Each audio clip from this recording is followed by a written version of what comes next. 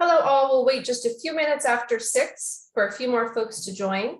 A note that we'll be adjusting the settings for community advisory group members to have access to video and sound as panelists. This action in Zoom will take just a few seconds and it'll appear as though Zoom is restarting. Don't panic, you'll reboot and enter us back here. Give us just a few minutes. If you have any tech support issues, please call 402-972-7203. Again, we'll start in just a couple minutes.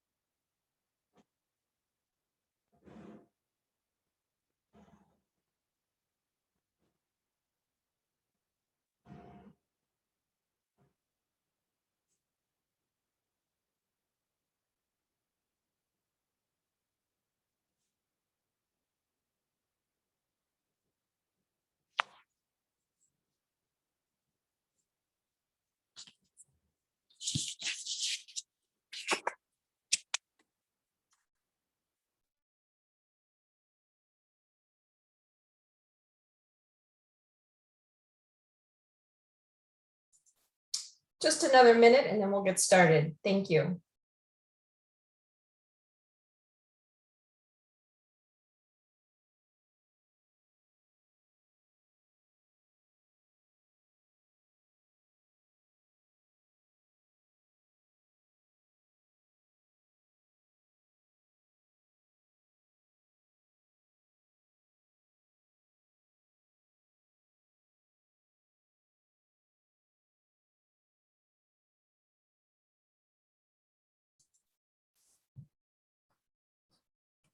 Hello to all of you on this beautiful July evening. Thanks for joining us for the second community advisory group for Washington State Ferry's Fauntleroy Terminal Trestle and Transfer Span Replacement Project. I'm Liz Faulkner, and tonight I'll be providing facilitation support for our meeting. A reminder that while we've certainly had some time to get used to these remote meetings, many of us are still joining this meeting from home and appreciate your patience with any technical or Wi-Fi connection issues that may come up. Last reminder, this meeting is being recorded. Tonight, I want to welcome several members of the public who are joining today's meeting, essentially serving as a virtual audience to our meeting tonight. Thanks for being with us. A few brief reminders. Presentations from advisory group meetings will be posted on our project website, shown here on the slide. Washington State Ferries encourages the public to share comments and questions at any time by emailing fauntleroytermproj@washdot.wa.gov or by calling 206-818-3813.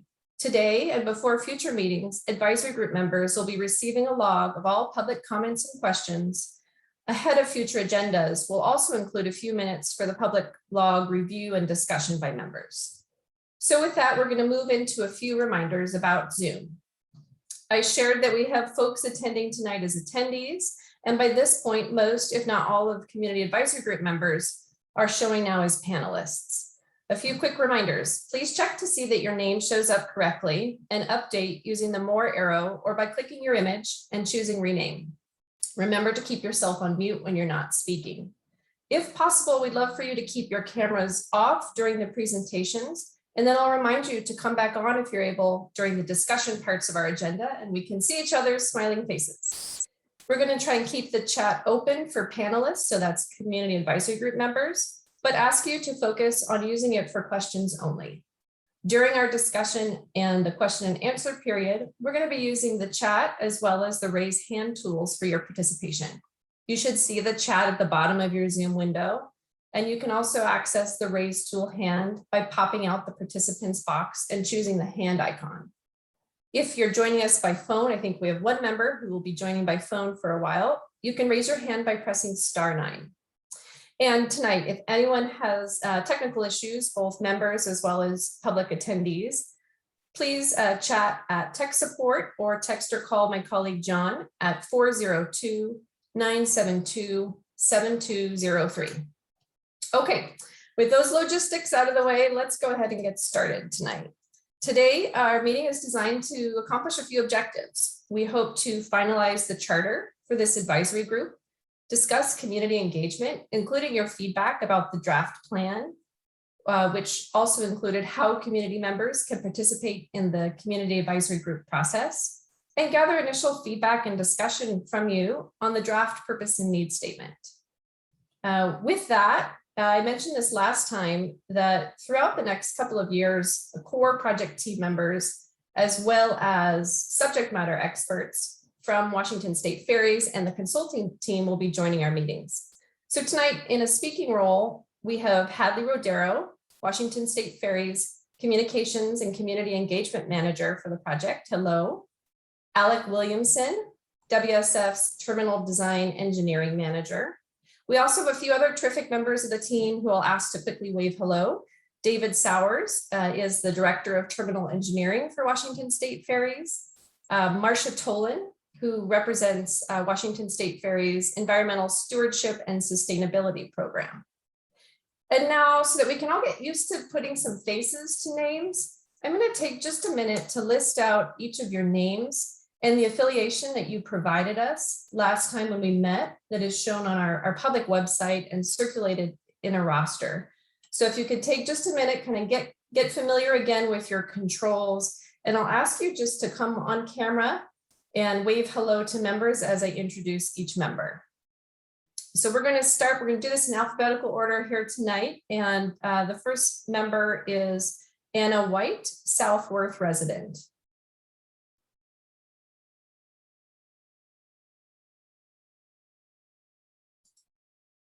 Angus McNabb, King County resident, Vashon commuter, student parent.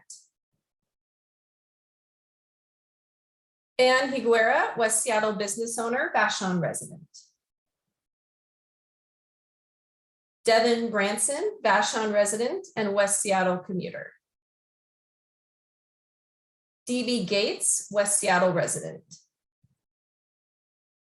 Emily Scott, Vashon Ferry Advisory Committee member, Vashon Island Food Bank Executive Director. Fletcher Sandbeck, Kitsap resident.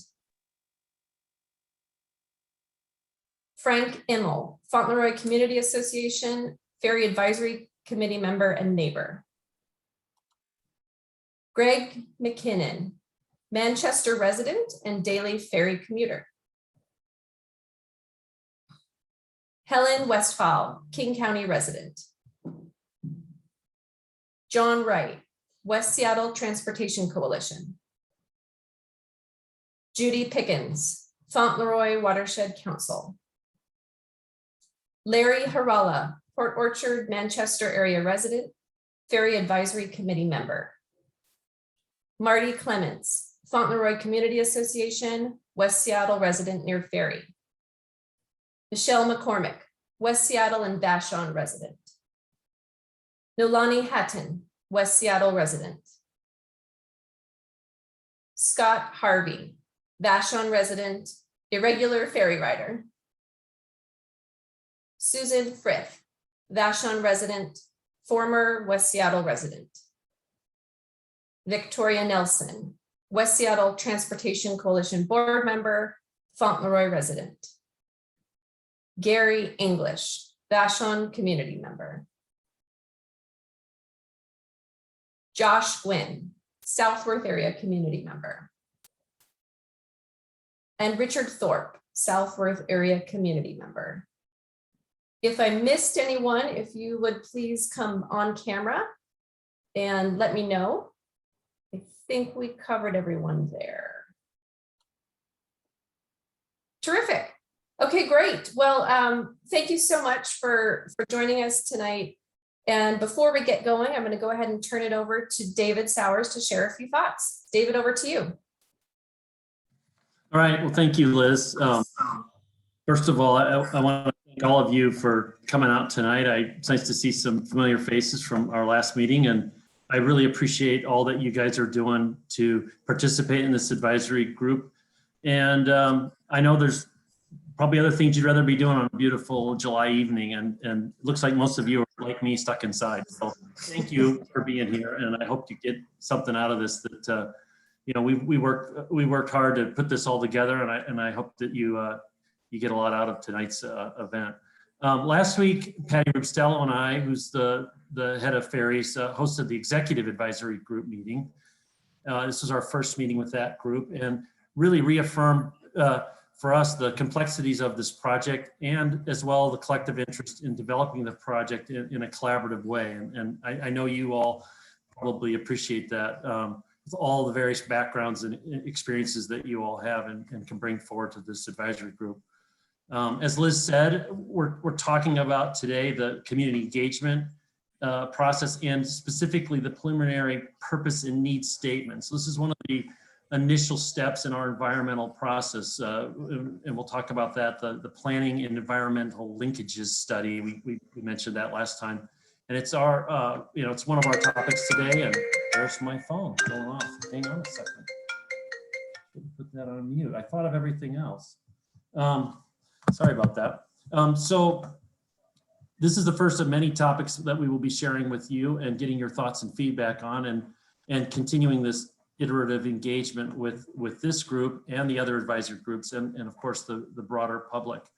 The purpose and needs statement sets in play the environmental linkages process, and also puts us on a track to begin looking at alternatives, and then from there looking at those that are the preferred alternatives. So it's just this first phase of this longer process, and we're going to talk more about that tonight. So thanks again for being here. Let's get started. I think I'll turn it back to you, Liz.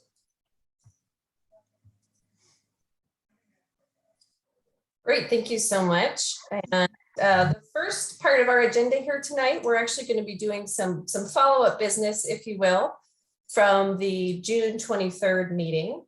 And one of the first things we want to do is just quickly recap and stay accountable to you about the action items that we discussed in the last meeting. And so to this end, you'll notice in the meeting summary from June 23rd, we committed to the following action items. We committed to send you the presentation from the last meeting, which we sent on July 2nd. We committed to posting the member roster on the project website. We shared that with you on July 2nd and posted to the project website last week. We also committed to sharing the summary of the meeting as well as the revised charter for this group ahead of today, which we sent you last Friday. Also in that email last Friday, we sent you the proposed approach for community participation with the CAG, as well as the broader community engagement plan for your review. The last thing that we committed to together last time was an opportunity and open invitation for all the CAG members to follow up and share feedback, comments, questions, observations that you had following the first meeting, both about the community advisory group process, the roster, and the meeting itself. Hadley, who you met earlier, and I have heard from a few folks, and we want to point out a couple of changes we made to the draft charter to address what we heard. So a few of the key changes we wanted to point your attention to, and we'll cover in more detail in our next agenda topic, how the work of the technical, community, and executive advisory groups are just a part of the overall community engagement plan that included proposal for opportunities for the public to be engaged throughout the planning phase. So to clarify, we're suggesting these two additions in the roles and responsibilities section. One is the role of CAG members to serve as ambassadors of information about the project, including where, when, and how communities can learn more or be engaged. The second thing we added was the role to encourage people in your community to participate in the broader community engagement efforts, and also invitation for them to share comments or feedback with Washington State Ferries at any time via email or phone, which we'll be reviewing again. Also, during the CAG meeting last time, we had some discussion related to the request that community advisory group members flag issues or impacts that should be considered in decision-making, doing it during our meetings with each other, versus in separate or side meetings outside of the group. And so we wanted to take a moment before we move on to the community engagement part of the conversation tonight to see if there are any other comments about these changes or other parts of the charter document we provided that we need to discuss or feedback. So again, if panelists, if you have needs or changes that you have, please, if you could use the raise hand function or share them in the chat, that would be helpful.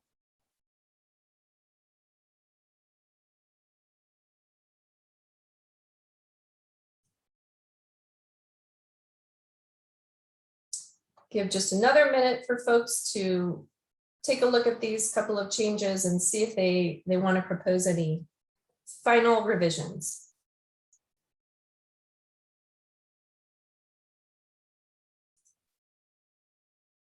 Okay, so lastly, I just want to note before we move on that since we have members who have both a long history with the project, about the project and the route, and also many, many members who are new to this project and to this process, I want to remind everyone of a few key commitments that members made to each other in order to create a collaborative space. Members committed to openly sharing ideas, input, and information, and also keeping an open mind regarding each other's input, ideas, and perspectives. So again, the purpose of the advisory group is to bring forth many perspectives into this conversation. So with that, those are my few housekeeping items for today before we get started. I'd like to just ask again if there's any final feedback or questions people want to bring into the group, and then I'll turn it over to Hadley.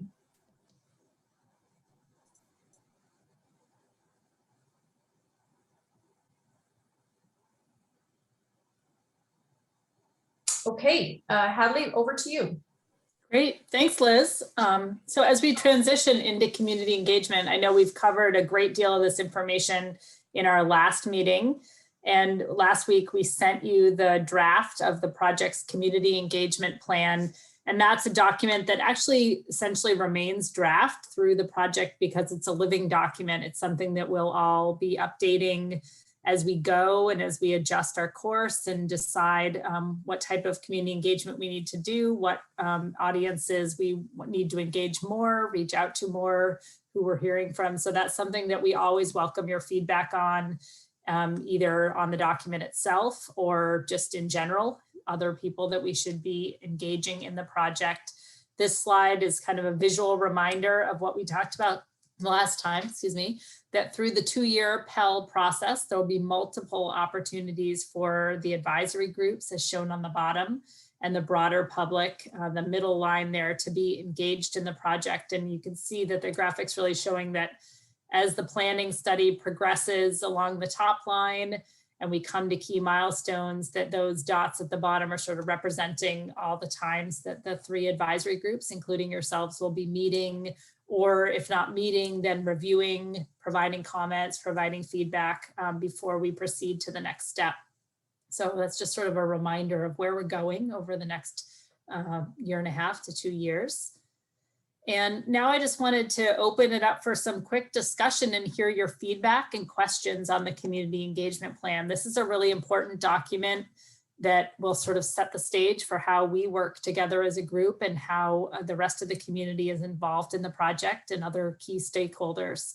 So those of you who had a chance to look at it ahead of time, do you have any feedback after reviewing the plan? And just some questions to think about. Do you have a clear understanding after reading it of when the public will be involved throughout the Pell study and how community engagement will be help drive the study and help be reflected in the final outcome of our planning and engagement process? Anybody have any thoughts on that?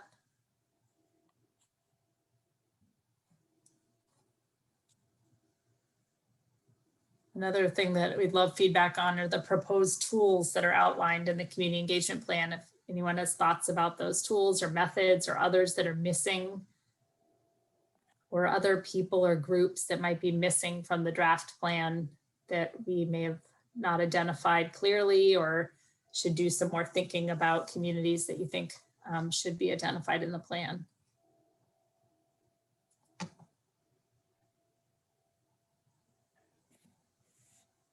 I know it's a long document and we sent you many, many materials over the last few days. So I'm going to give everyone a minute to look at it or think about your thoughts.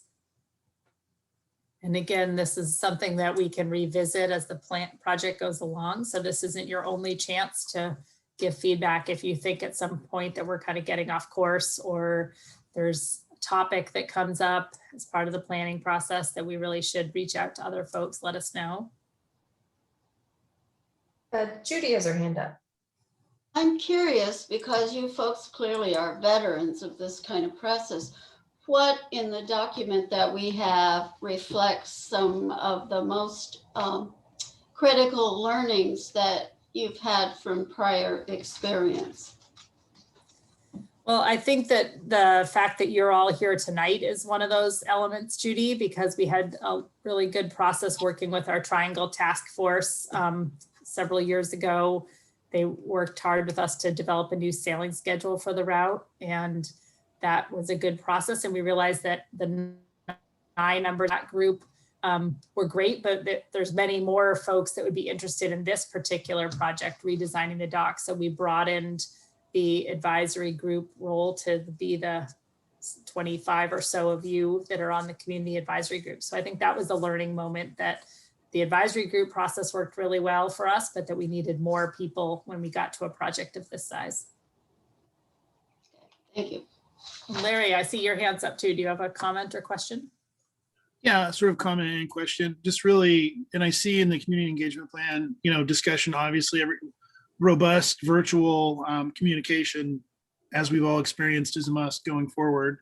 I just wonder also sort of, the plan, I see a little in there, but to have kind of, really robust website on this, and even maybe access to video recordings of these sorts of meetings and other meetings.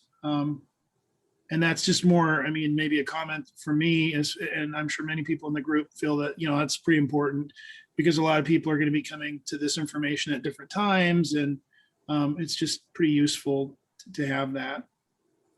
Yeah, we are recording this meeting and we'll have video recordings, and we had planned to share the link with you all, especially those of you who maybe can't make it to every meeting. Larry, were you thinking that that might be helpful to post on the project website so that members of the public or others could see the recordings of your meetings? Yeah, I think that could be useful. And then just, any of the materials, maybe kind of in a easy to get to sort of, bite-size single page that's updated. So as the project progresses, folks can follow along, in an easy way without having to jump around to multiple, places on different websites or the main website. Okay, that's a great comment. And John Doyle, if you wouldn't mind putting in the chat the link to the project website so everyone has it handy tonight, and the community advisory group page that's on there. And we're just starting that process, Larry, of populating it with materials from these meetings, and we'll be posting the presentation there after tonight. Marty, do you have a comment? You're on mute, Marty. Just a question, will these same procedures for summaries and videos of the tech and executive advisories also be available on the website, or is that a different process?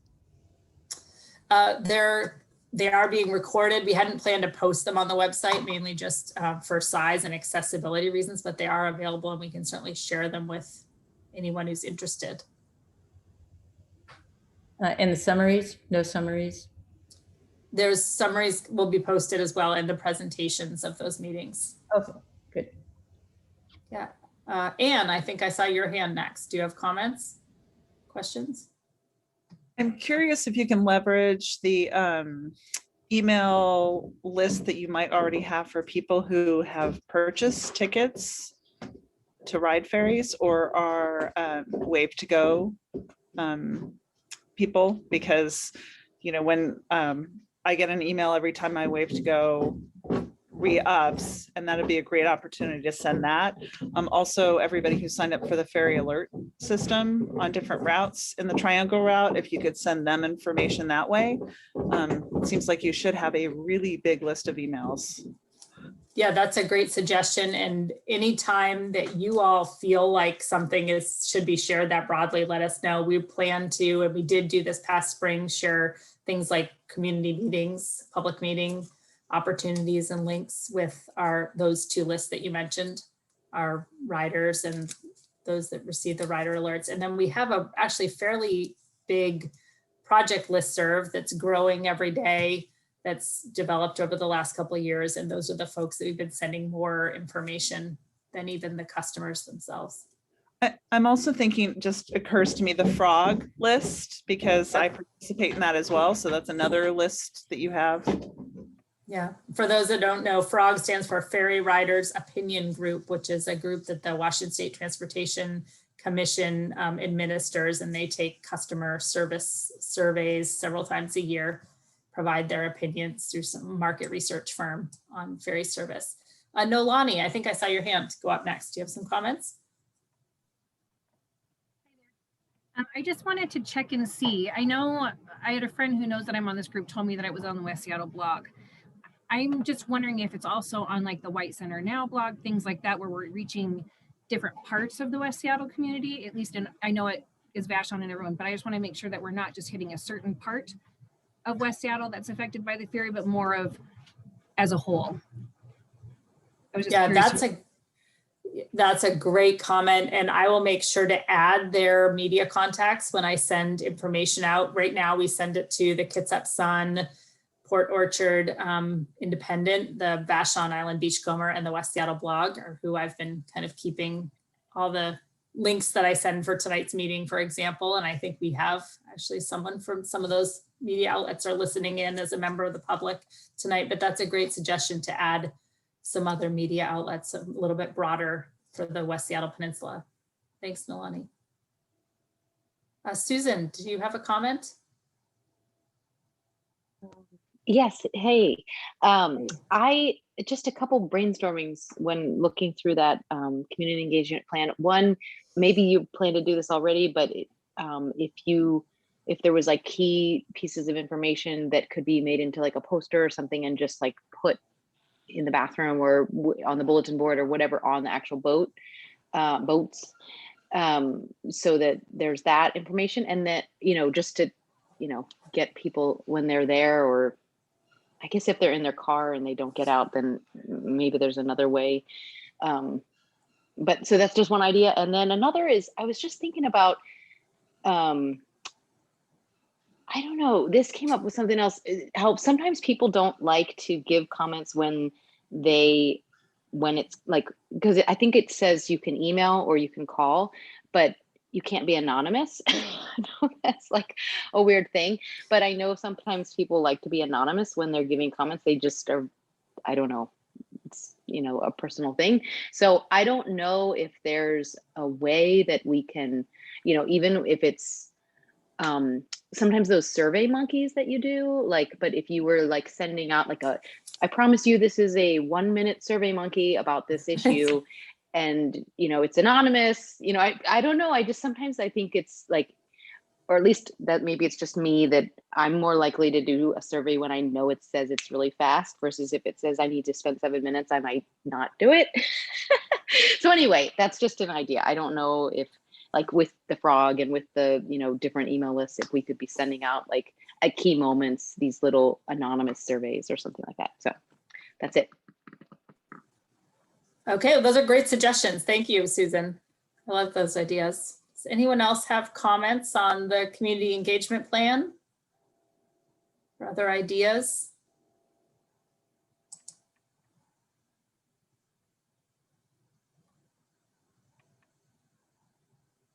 I'm seeing in the chat here, if those of you aren't seeing, we have one of our audience members is saying that they really like that idea that Nolani proposed about really broadening our outreach to other communities like White Center. So it sounds like that's something that people are really interested in. Anyone else have comments on the community engagement plan?